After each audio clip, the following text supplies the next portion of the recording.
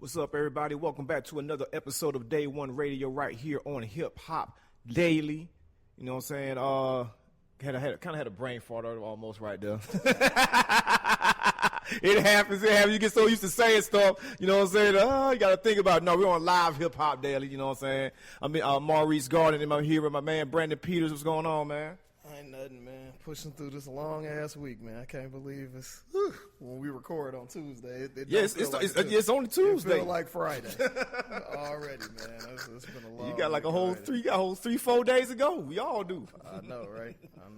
But yeah, man, it's all good, dude. Coming off the weekend, successful Cali picnic. Had a great time, man. Appreciate everybody who braved the rain and the cold temperatures, man. It was a great time, man. It's another successful joint. Yeah, I was glad to see everybody, you know what I'm saying, still came out. You know what I'm saying? 'Cause I know a lot of folks had their eyes on the weather to see how bad it was going to be, because everybody knew it was not going to be good weather. They were just trying to see how bad it was going to be. And I think when everybody saw it was going to not rain, you know, folks were like, I can do it, you know what I'm saying? But it's like, I wasn't too surprised, though, man, because it's like, you know, people go out to stuff like Chomp and Stomp and all these food festivals in the bad weather. That's you know true. What I'm saying? So it's like I can't see why they wouldn't come out and show love on a day like that. You know, something that people look forward to the whole year. You know what I'm saying? That's real. You know, a lot of folks, it's the only time you're going to see them out. Matter of fact, there's like 5 people I know for sure that I'm going to see at Cali Picnic every year that I will not see for the rest of the year. You know what I'm saying? Like, these are folks that I went to school with, cats that, you know, still kind of in them streets a little bit. But I'm like, I can always bank. I'm going to see I want to see these 5 people at Cali Picnic, and I always do. Saw them this year too, man. So shout out to them, man. Yeah, man. Nah, I definitely appreciate it, man. It was a good look, man. Definitely a good look for sure, man. But people asking us, they want us to do it twice a year, want us to double up on us. So we gonna see, man. Stay tuned. We'll keep y'all posted on when we do it next year, for sure. So you might have to go ahead and do it on June 15th. Hey, man, you know, we'll see. We will see. But yeah, man, what's been up with you, bro? Oh, you know what, man? You know, I'm chilling, man. You know, skipped Easter. You know what I'm saying? Just. I didn't mean to, but I did. You know what I'm saying? Skipped Easter. It was 420 this weekend, so this is the homie Killer Mike birthday. You know what I'm saying? So he's always celebrating that in some kind of way. He actually had like a little last minute thing that his wife planned that was actually going on during Cali Picnic. You know what I'm saying? So I shot over there for like about 45 minutes. Man, I was trying to make it out to one of Mike's joints. I just didn't, man. There was too much going on, man. Yeah. I hit him up, tell him happy birthday or whatnot. But yeah, it was 420. I always remember that because the bad day, worst day freestyle. Oh yeah, me and Hitler got the same damn birthday. That cracker dead. That's my goddamn birthday. Right. For sure. Yeah, man. But we had this is a interesting time this year because we have all these anniversaries for albums. Yeah. Last week was the Illmatic anniversary, 25. 25 This years. week coming up is the Southerplayalistic 25. I think this Friday is also the Slim Shady LP 20. You know what I mean? It's a lot of it going on there. But I seen, obviously people are prisoners of the moment at times. Yeah. So I've always seen the debate of, is Illmatic the best rap debut album? And it's arguably up there. I can definitely see people. I personally think Doggy Style is the best rap debut album. Okay. Like, that album is pretty much flawless. Yeah. But now I'm seeing people say, I've seen a couple people say that Illmatic, especially lyrically, is the best rap album ever. What you think about that? Ever. I don't know. Ever? Yes. Best rap album ever.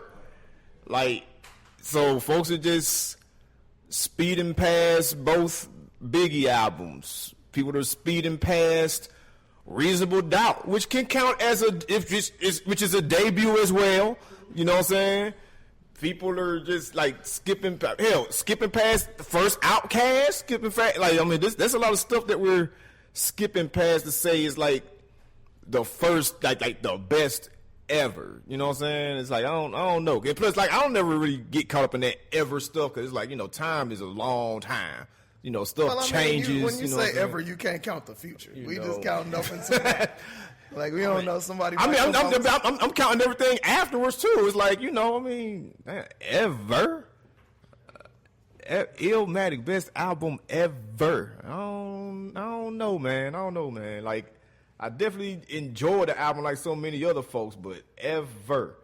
I mean, let's take a look back at this track listing and see like, are there any skippable songs on the track list? People say there are. I remember like during the time that it was out, people would say Represent wasn't a good song. I don't agree. I think Represent is a dope song. I don't think there's one whack song. I mean, but there are songs on there like when you're in the car right now, like, man, let me throw on this Illmatic. Are you going straight to One Time for Your Mind? Are you going straight to Memory Lane? Are you going straight? Are you going straight to Halftime? Or are you just like, I'm going straight to Halftime? Which was actually the first single that didn't do too well. That's why they came back with the It Ain't Hard to Tell. I believe the Zebrahead soundtrack. So Halftime came out well before the album came out. That's why people were like, oh, that don't count. We already heard that. Because, that was the time where music wasn't so plentiful. Right. So I think the only knock people ever really had on the album is that it's only 9 songs. Yeah. And we had heard Halftime before. Mm-hmm. But, I mean, the album's incredible. Honestly, it's the first album, I believe, that had a cast of super producers. Yeah, because it had Pete Rock, Large Professor. Because I can remember it being the big deal over it. They were like, man, who is this dude that got all these big name producers on here? You know what I'm saying? You got Q-Tip, you got Premier, you got Professor, got LES, you know what I'm saying? Like, I remember that being a big deal at the time. Like, it was like, like you said, like a super team, especially like with it only being 9 songs. Yeah. You know what I'm saying? And like Q-Tip only did one, so that means the rest of it was Pete Rock, Premier, and Large Professor. You know what I'm saying? And LES. And LES. Yeah. And shit, LES arguably got the best song on it. Right. You know what I mean? And AZ, the only guest rapper, right, spit the best verse probably of his career. Yeah, I mean that's the one that got everybody being like, "Oh man, I can't wait for this AZ solo album." You know what I'm saying? Yeah, that's true. AZ's had a very solid career though. No knock on AZ at all. Yeah, I mean, I can't say it's the best rap album ever. I mean, I would have. It's probably top 10. Oh yeah, most definitely. It's probably top 10. Yeah. It's especially for like when you look at the time that it came out, because that was definitely an album that brought pride and attention back to rap music coming from New York City. You know what I'm saying? Because around that time, everybody was on the G-Funk, whether it was, Snoop and Dre, goddamn, Spice One, MC8, Warren G. Like, everybody was on the West Coast tip at that time. And when that album came out, it was like, oh, wow, man, it's somebody worth paying attention to again out there that we have never heard of. Because up to that point, you had already heard of everybody that was coming out the East Coast. You know what I'm saying? Like, you already knew who EPMD was. Because, he was in that in-between period. Yeah, you know what I'm saying? Sure, so it's like 94, them and Wu-Tang. Yeah. And to a lesser extent, Mobb Deep. Boot Camp Clique. Yeah, your Boot Camp Clique too. For sure. You know what I'm saying? But yeah, what It Was Written or Illmatic? I'm going to have to say Illmatic now, because for years I would tell you It Was Written, you know what I'm saying? Because like I think I liked the production a little bit more. It was more varying on that album, you know what I'm saying? And, I did like how he was, flirting with other themes on there, you know what I'm saying? It's like he was stretching his boundaries on that album as far as like, It's a great album. I mean, it's a great album. So it's like, I did appreciate, but like, I do flip-flop between the two. But like right now, today, I would say Illmatic. But had you asked me, a couple years ago, I probably would have said It Was Written, you know what I'm saying? Yeah, I mean, it's, yeah, I mean, you can't go wrong, you know what I'm saying? Not at all. Now, we got, like I said, coming up the 25th anniversary of Southerplayalistic, which that's a big album, man. Yeah. That was a sleeper. It was a maybe not in Atlanta, but for like the rest of the country. I'm here to tell you, like, it was a sleeper in Atlanta too. Like, I always remember when that album came out, I used to hear everything through my cousin. You know what I'm saying? I had an older cousin who moved down here from Pittsburgh, and he just used to go riding around in his, Isuzu rodeo. He had the big-ass Motorola flip phone. I thought he was the coolest nigga ever. You know what I'm saying? He just used to ride all around Decatur, County Road, up and down Glenwood, picking up women and shit. And I'm, 13, 14 years old, just taking it in. But I always remember, like, at school and just, being out in the neighborhoods and being with my cousin and stuff, it's like folks in Atlanta did not immediately take to Outkast because they kind of got the same treatment as anybody else. Like, oh, man, they from down the street. They ain't nobody. You know what I'm saying? Like, they local. They local. Like, even though they're on LaFace Records and they got a video on MTV and BET, it was more so like, oh, man, I mean, they from down the street. They just local.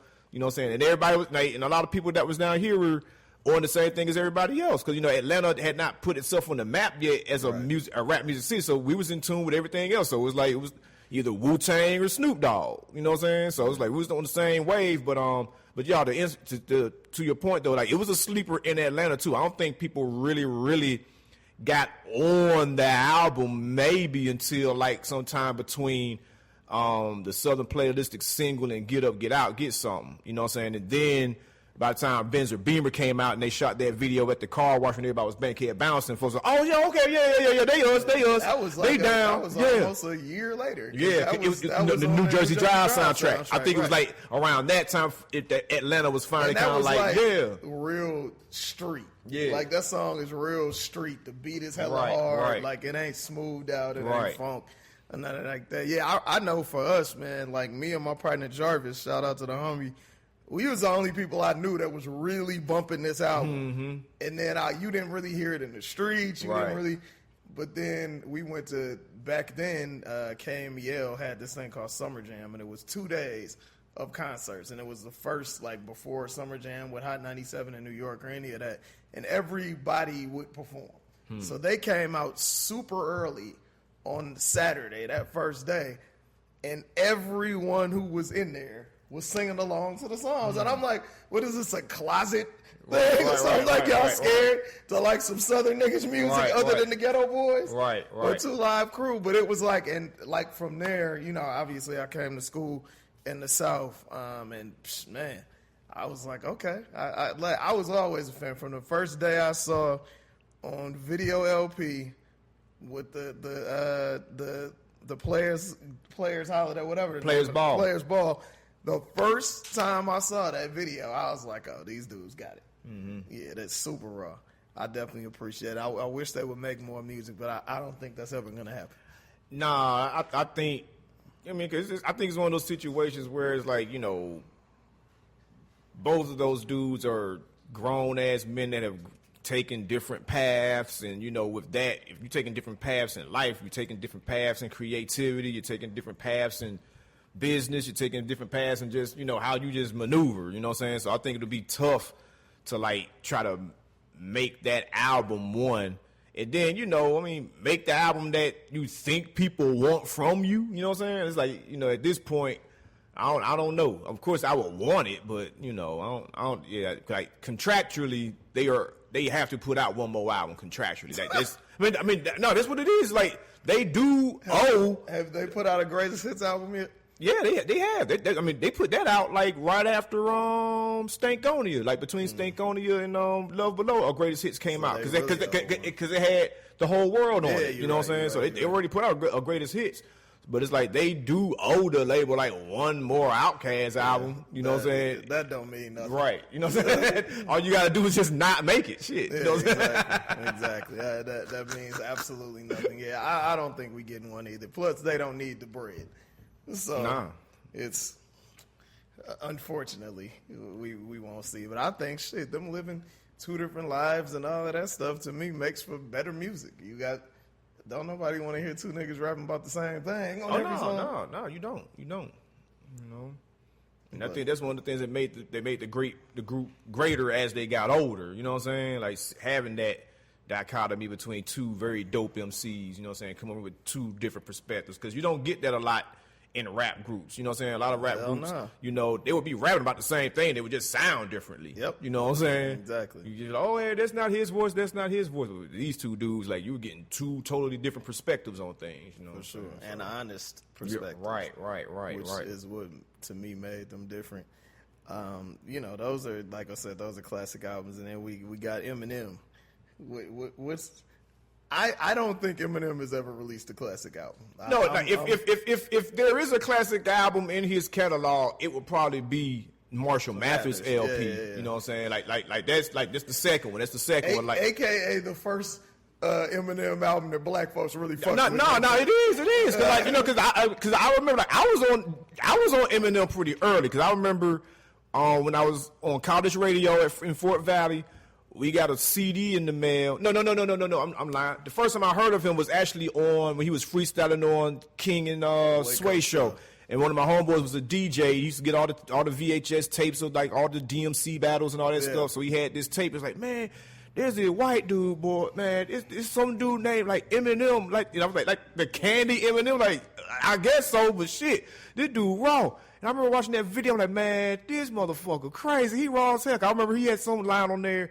We said something about the lyrical Dr. Kevorkian has arrived to an autopsy on your body while you scream, I'm still alive. I was like, oh, this nigga ill. Yeah. And it's like, then I remember months later, I got a CD in the mail at the radio station, like from like Interscope, like, oh, we got a new artist. And it's like, when I tell you that this CD didn't have a cover, it was just damn near a blank CD with Paul Rosenberg business card in that bitch. Wow. In 1999, you know what I'm saying? Like, that's how they sent it. CD with his business card.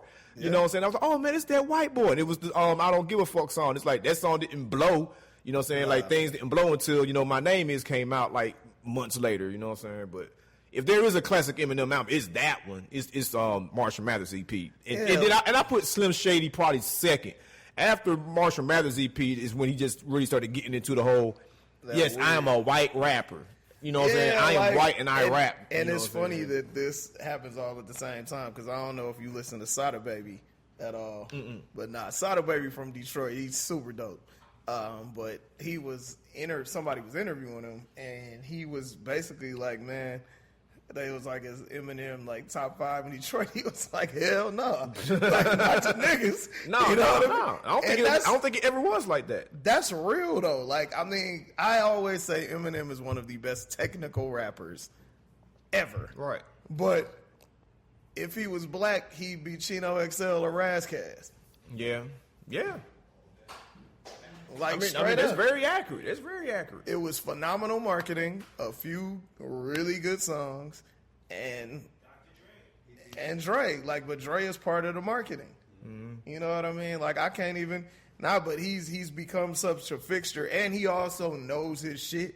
He's not like on some culture vulture shit. Right. Like, he really knows hip hop. Yeah. And really looks out. Now, granted, you know, I don't know about signing to Eminem now. Like, I ain't seen Griselda's career change none under Eminem and Boogie. I ain't really seen his career change none underneath Eminem. Like, he really ain't had, I mean, I guess since 50. 50 was like the Slaughterhouse thing didn't do well. Yeah. On Shady. Yeah, 50 probably the only thing that went. And D12, but I think that was just like the wave. Yeah. He's not saying that they trash. Right. But that was just like the wave because there's always been talented cats. Like Obi Trice was dope as shit. Yeah, and he got a plaque. You know hell, like the homie Bobby Creekwater was over there for a hot minute too. You know what I'm saying? So, I don't know. But he's just become such a part of just hip hop. He's a permanent fixture. He's one of the biggest hip hop artists ever for whether you like him or you hate him. To the point they just announced this week that Stan is going to be put in the dictionary as a noun and a verb. Like, that's crazy. Yeah. That shit went from one song to something that's just in people everybody's use lexicon. Now, it's in everybody's lexicon. It's in everybody's vocabulary now. What other words do you think from hip-hop should be in the dictionary, the regular dictionary? I don't know, because, like, there's quite a few of them in there. Cause I was going to say hella, and hella got in there, like, 2-3 years ago. Yeah. Hella got in there a couple years ago. It's like the dictionary been doing a better job of keeping up. You know what I'm saying? Yeah. Like there's a lot of stuff that's already in there. I think if Stan is put in there as a noun and a verb, I think the slang term for ether should be put in there as well as the regular one. Can I say something, brothers? Yeah. As much as people don't like DJ Academics, but people wouldn't be saying lacking. Niggas got caught lacking without him. I don't know about that. I've heard people say that before. He said he probably made it popular though. Oh, okay. My bad. Yeah, I've heard. I definitely heard people say that. He's a clown though. I like that. Straight up. But yeah, I think ether. Like you said, hell is already in there. I'm sure mad is probably already in there.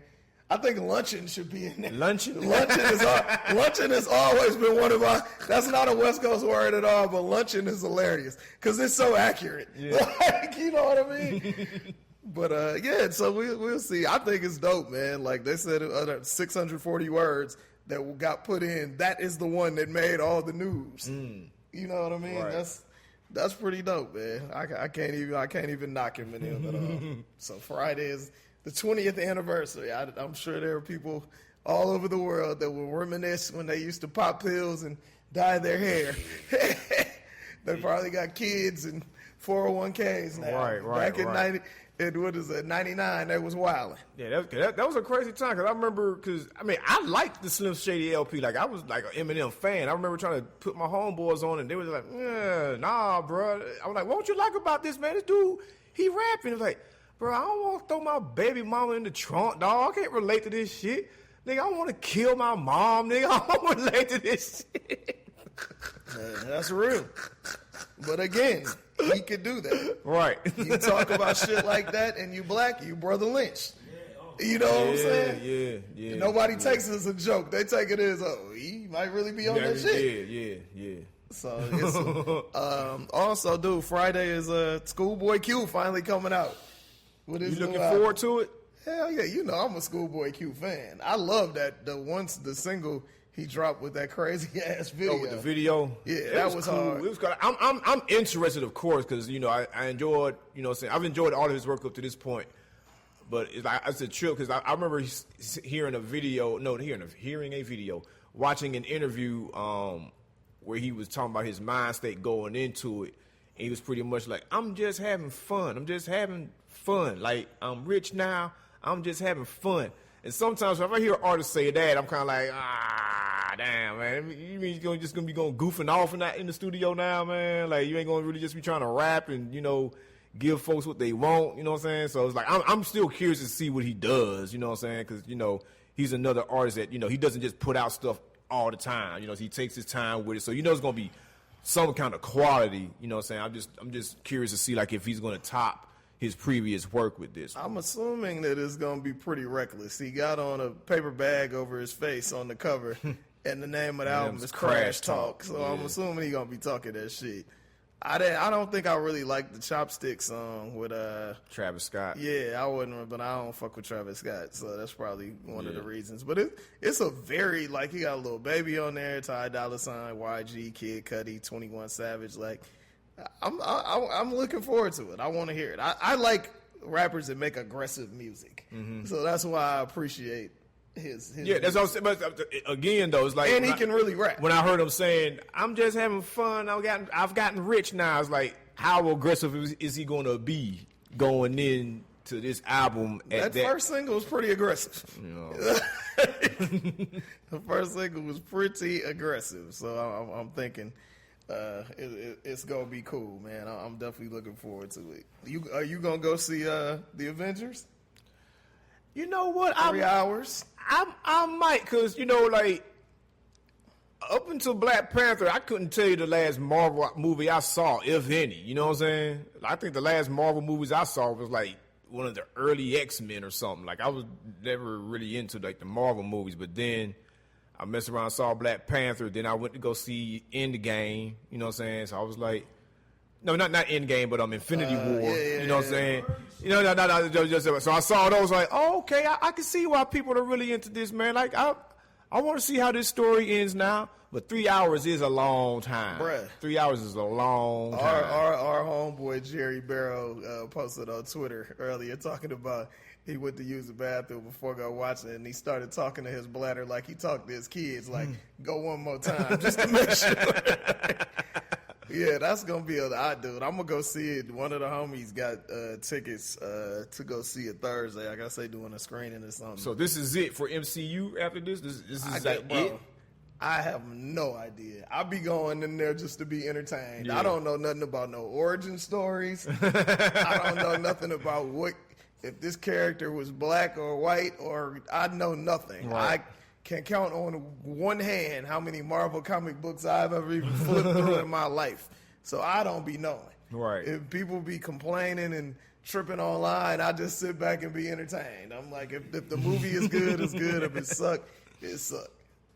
And people be like, oh, I don't know how you could kill everybody and they're still alive. I have no idea. Right. But we going to figure it out. So I'm going to check it out. I'm wondering, they said, somebody told me that shit was like in a lot of places was sold out for like a week and a half already. Wow. I mean, I can believe it. That's crazy, bro. They making that paper. That was one of the best moves Disney ever made. Which is what? Buying Marvel. Yeah. And I wonder how much more money they gonna make when because they pulled all the Marvel stuff for the most part From off Sony? of Netflix. Oh, off Netflix. So the Disney is starting their own streaming service. So would y'all get it? I probably would. I don't watch that shit like that. Like I might go to the movies 4 or 5 times a year. Like, so I don't, but I'll check it. I wouldn't have been going to see this if somebody would have been like, "Yo, I'm gonna get tickets," or "I already got tickets. Y'all want to roll?" So, like, I'm like, I would have seen it eventually, Right. But I wouldn't have been going like the first week. I like to go to the movies in the middle of the day when ain't nobody in there. That's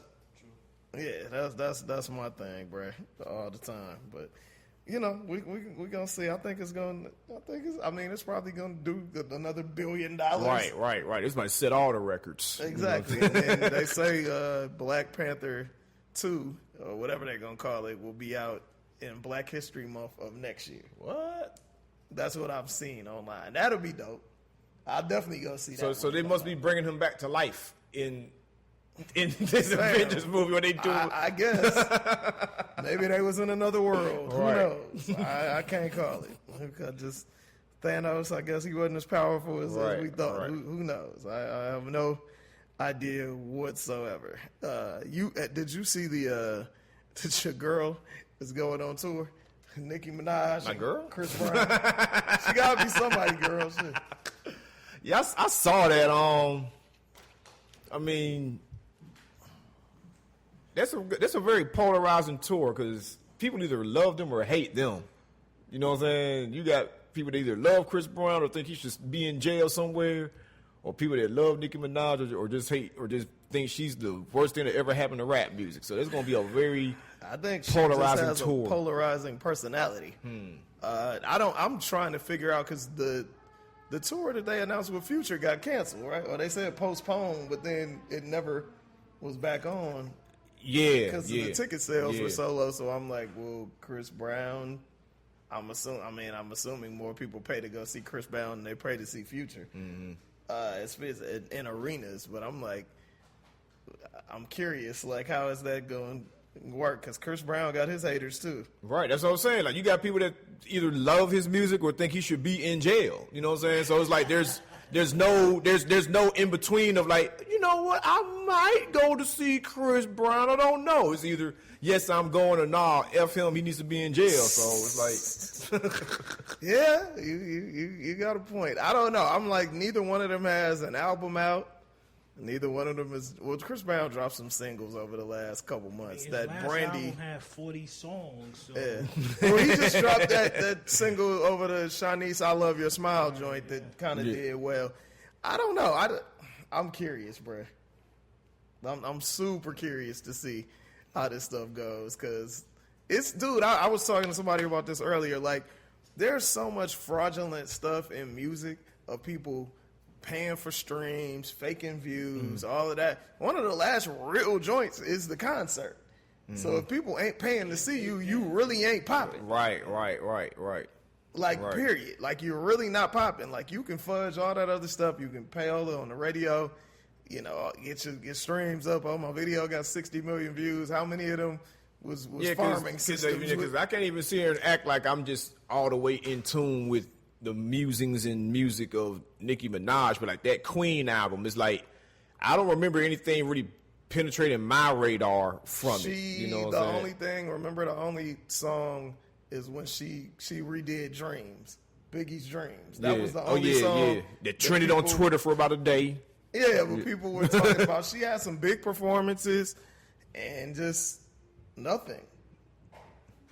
You know what I mean? Even they remember after one of the awards, some social media person at BET put out a tweet. And she got offended and pulled out of the BET. Oh, yeah. They apologized, but they ain't begging to come back. Right. Like, they're like, all right. You think it's one of those things where it's like the stars fading, like people have decided they've moved on, not as interested? Because it happens to the best, and it happens very fast.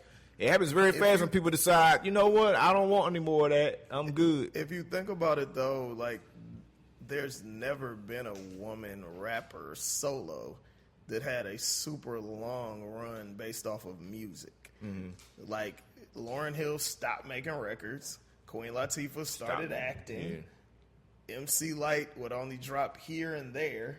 You know what I mean? Mm-hmm. Like, Da Brat, went away for a minute. Like, you've never really had that. Like, you've had the underground, like Bahamadia, Rod Digger, Jean Grey, that had that super consistent career, but as far as being a star, and being a woman rapper, like this is like 10 years for her now, ain't it? Like being 10 years, but you got she's had like 2 albums. Like she really ain't had. She had the Roman Reloaded remake, the Pink Print. You know what I mean? She had the Pink Print, right? But it's like she's really had like 2-3 albums over a 10-year period. Like, she has really stretched this shit. And then she was part of a juggernaut. Like, but Young Money and all that. It's like, it ain't like she was just on her own. Mm-hmm. When you got Drake and Lil Wayne and Baby's and Slim's marketing, dog, it's a different ball. Yeah. Man. And then she had old boy writing for her, allegedly. So, now he done moved on to being a reality show star. So, It's definitely, before we get up out of here, man, I want to shout out. Did you see the thing Jay-Z, Shawn Carter Foundation was doing? I read about it, man. They're taking students on a HBCU tour, like to HBCUs all over the country. Yeah, man. They go, I think, Atlanta, D.C. I think he's partnering with Toyota, so it's like a 7-day tour that gives students a chance to meet with college admission counselors. And the Shawn Carter Foundation has already been given scholarships, so they get to meet with former scholars. And I think they started Howard and go on. He has his mom, like, speaking to them and stuff. So that's super dope, man. Jay doing his thing, bro. And that's very key. Like, it needs the exposure, because it's like being exposed to an HBCU is what made me even want to go. You know what I'm saying? That made me want to go to college, period, because I was like, shit. When I was in high school, like, college was not on my mind. I was like, man, I just know I'm getting out my mama's house. I know that much. You know what I'm saying? But as far as like, oh, I ain't going to college and I'm doing this, I'm doing that. I was not that guy. You know what I'm saying? But my cousin who went to Albany State, you know what I'm saying, he would always tell me about Albany State. And then he told me he had friends at Fort Valley. You know what I'm saying? And I was like, so I started checking those campuses out. I was like, damn, man, you know what? This seems doable. Now that I see it, don't see like...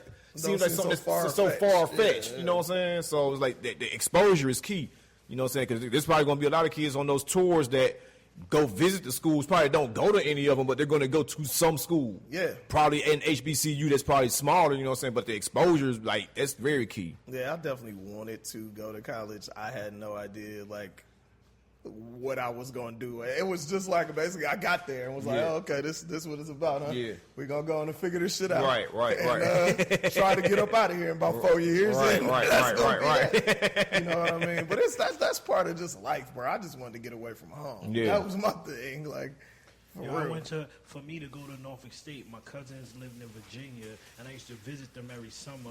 And one summer during homecoming, I didn't know it was homecoming. I was just riding. You got turned out. Yeah. We go to a 7-Eleven. I'm like, yo, what is all this? They said, nah, it's Norfolk State homecoming. I said, oh, I'm going to this motherfucker. I didn't fill out for no other college. Right, this is school? This is school? It wasn't that far from home. Yeah, right, not that far. You probably already had friends and family members used to go selling there every dope going up and down the highway.